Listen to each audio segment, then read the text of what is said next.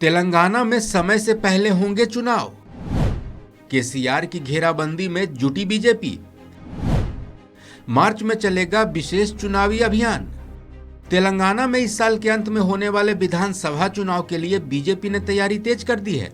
इसी बीच मंगलवार को बीजेपी के राष्ट्रीय अध्यक्ष जेपी नड्डा के घर में बीजेपी नेताओं की अहम बैठक हुई। इसमें कई दिग्गज नेता शामिल हुए। बैठक में फैसला लिया गया कि बीजेपी मार्च महीने में तेलंगाना में बड़ा चुनावी कैंपेन चलाएगी। इस अभियान का नाम प्रजा गोसा भाजपा भरोसा रखा गया है।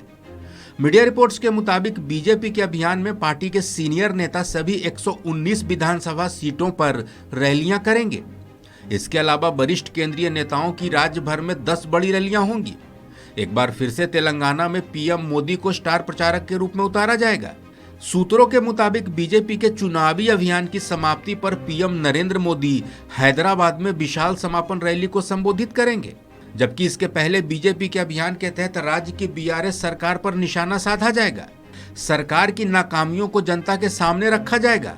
भ्रष्टाचार के मुद्दे पर केसीआर सरकार को घेरने में बीजेपी जुटी हुई है और कहीं न कहीं उसका चुनावी अभियान इसी कड़ी का एक कदम माना जा रहा है। ध्यान देने वाली बात यह है कि यह बैठक दिल्ली के शराब घोटाले में आप नेता मनीष सिसोदिया की सीबीआई की गिरफ्तारी के बाद हुआ है। बीजेपी ने दावा किया है कि बीआरएस सांसद के कविता भी इस घोटाले में शामिल है। माना जा रहा है कि जल्द ही के कविता की राजनीतिक घेराबंदी हो सकती है। इस मामले में जांच एजेंसी पहले ही केसीआर की बेटी से पूछताछ कर चुकी है। दिल्ली आप के नेता मनीष सिसोदिया का रिमांड सीबीआई को मिलने के बाद जांच में तेजी आने की बात कही जा रही है। कयास लग रहे हैं कि के कविता भी सीबीआई की रडार पर हैं, लेकिन के कविता ने बीजेपी के आरोपों को सिरे से खारिज किया है। केसीआर की पार्टी बीआरएस ने भी कहा है कि बीजेपी राज्य में चुनावों को देखते हुए साजिश रच रही है। तेलंगाना के विधानसभा चुनाव को देखते हुए बीजेपी सीबीआई का दुरुपयोग कर रही है। दूसरी तरफ सियासी कयास लग रहे हैं कि मनीष सिसोदिया की गिरफ्तारी के बाद जेपी नड्डा के घर पर हुई बीजेपी नेताओं की हाई लेवल मीटिंग का तेलंगाना से जरूर बड़ा कनेक्शन है। दरअसल तेलंगाना में साल 2023 के आखिर में विधानसभा चुनाव होने हैं, लेकिन बीजेपी नेताओं को आशंका है कि सीएम केसीआर राज्य में जल्द चुनाव कराने की सिफारिश कर सकते हैं। इसलिए बीजेपी ने राज्य में पार्टी के बूथ स्तर को मजबूत करने का अभियान शुरू कर दिया है।